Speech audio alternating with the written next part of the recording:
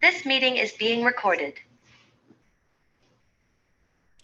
Okay, today we are doing Project 4 over Professional Learning Community, also known as PLC. This project is presented by Lakeisha Buckley, Amber Butler, Elizabeth Carter, Ashley Coleman, Jessica Coleman, and myself, Lisa Courtney.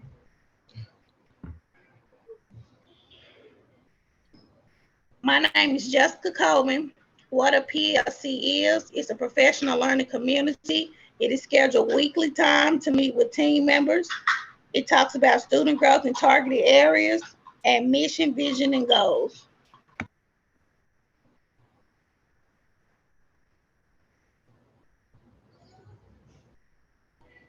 My name is Beth Carter, and I'm going to tell you what a PLC is not. It's not an add-on. It's not a program. It's something we need to treat the term PLC as how we do business, not something we have to do. PLCs can provide a space for teachers and administrators to study together collaboratively, use evidence to chart progress, and propose and study new problems in practice as they occur.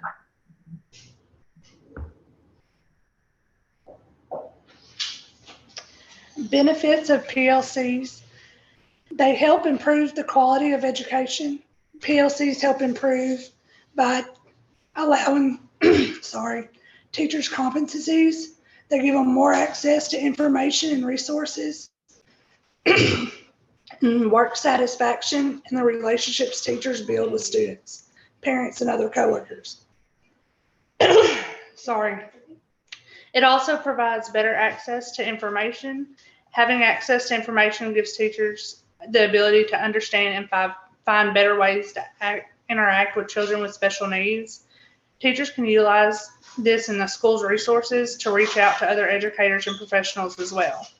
It also obtains of educational practices, skills, and knowledge. PLCs give a way for teachers to collaborate with other teachers.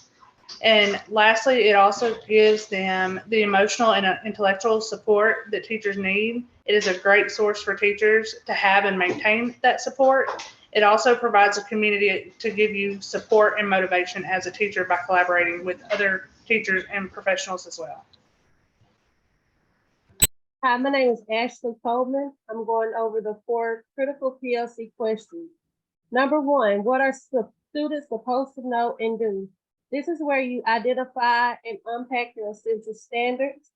Number 2, how will we know when they have learned it? This is evidence through your data and assessments that you give.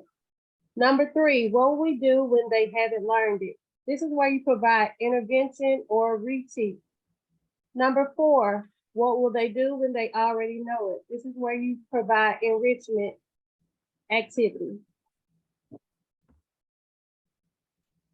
Hi, my name is Lakeisha Buckley, and I'm going to tell you about the PLC tips and procedures.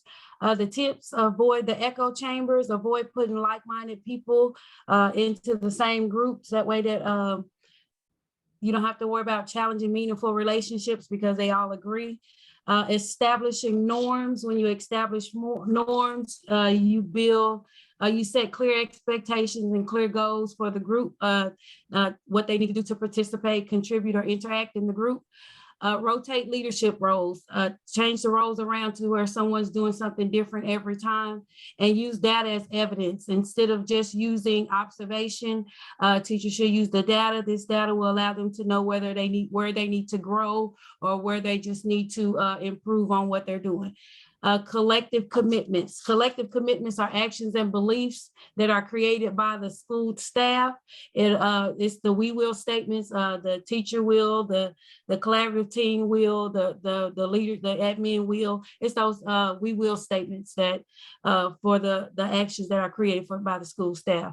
It's very important to do a consensus with both the tips and the procedures to make sure that everyone agrees. Build a live document to keep track of when what was agreed upon at that time, and do a quarterly norm check to make sure, okay, do we still agree? Did anything change? Is there anything that we need to change? And one way to do a quick norm check is fist of 5. Do you agree? Put up 1 finger, 2 finger, or a fist of 5. My name is Amber Butler. How to utilize what you've learned in PLCs by creating effective professional learning communities. By doing this, if managed well, teams can help teachers innovate in the classroom and improve student outcomes. Working together as a learning team constantly and engaging in cycles of learning, analyzing data, setting goals, and learning individually and collaboratively, as well as implementing and adjusting practices to meet the needs of the learners. This process allows teachers to try new teaching practices to see what works for them, discovers what isn't working. By applying what you have learned from PLCs in your classroom will strengthen teacher skills and develop better relationships with your students. All right, and we've included a works cited page to include the articles and everything that we used for our information. So now we're going to do a Kahoot together and kind of show everyone how that works.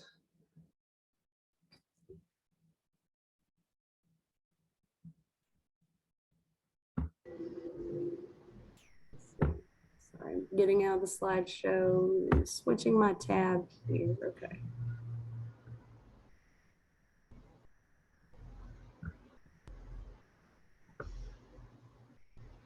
Okay.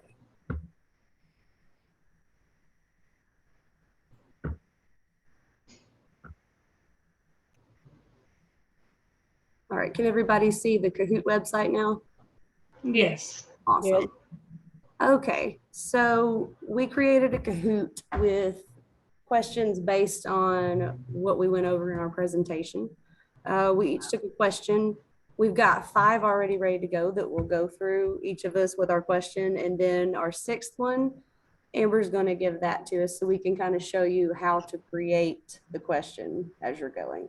So I'm going to go down here in my profile and click on learning about professional learning communities. And from here, we're going to go look at it in the edit window so that we can work that up with that last question at the end. All right, here we are. Question number 1, how do PLC benefit students?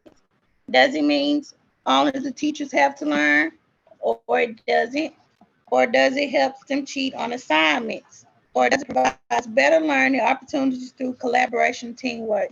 And the answer is provides better learning opportunities through collaboration and teamwork. Okay, here's question 2. What is the goal of PLC?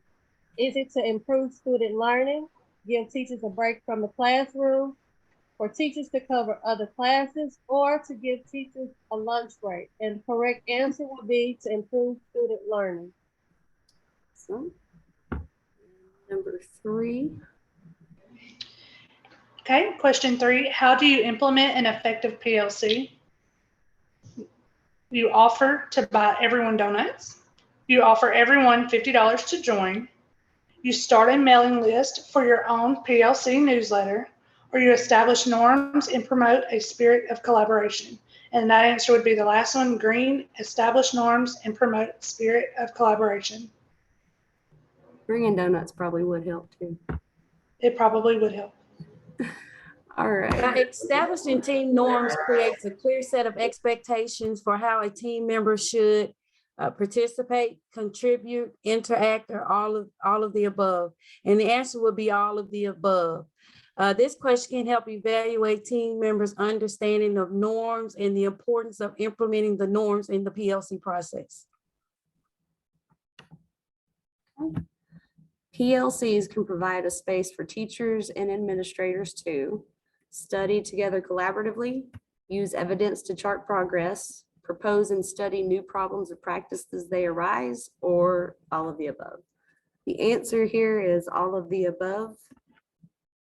And so now we're going to show you how to add a question. So whenever you click add question right here, it'll give you the choice to do a quiz question, which is a multiple choice, or a true and false question. So Ms. Amber, which kind of question would you like? Our question will be a true or false question. Excellent. So we'll click that. And so here it gives us our empty fields and where to type everything. So let's do your question. We'll put it in. True or false question is, applying what you learn from PLCs will strengthen teaching skills.